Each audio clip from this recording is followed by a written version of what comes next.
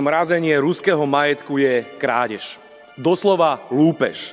Môžete si tu hľadať tisíce výhovoriek, ale ak niekomu ukradnete majetok a vy ste Rusom ukradli ich majetok, tak to robíte to, čo robia zlodeji. Navyše pýtam sa, či ste mali potrebu kradnúť cudzie majetky, keď Spojené štáty americké viedli nevyprovokovanú agresívnu vojnu proti Iraku.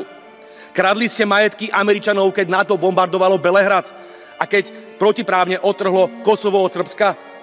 A pýtam sa aj dnes, budete kradnúť majetky Izraelčanov za to, že páchajú genocídu na palestínskom národe?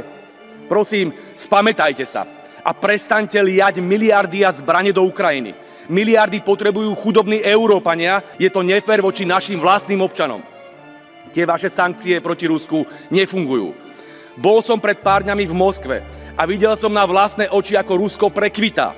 Jediné, čo môže priniesť mier, je dialóg s Ruskom. Nie krádeže, nie zbrane, nie ďalší mŕtvi Ukrajinci, ale dialóg a rešpekt. A ja budem do Ruska chodiť aj naďalej, lebo na rozdiel od vás neverím vo vojnu, ale verím rovnako ako Slováci v mier. Jediný spôsob, ako zabezpečiť, aby Ukrajinci neumierali, je prestať s expanziou NATO, prestať s rusofóbiou, prestať s nenávisťou proti ruskému národu. A áno, k tomu patrí aj vďaka za to, že nás oslobodili od fašizmu v druhej svetovej vojne.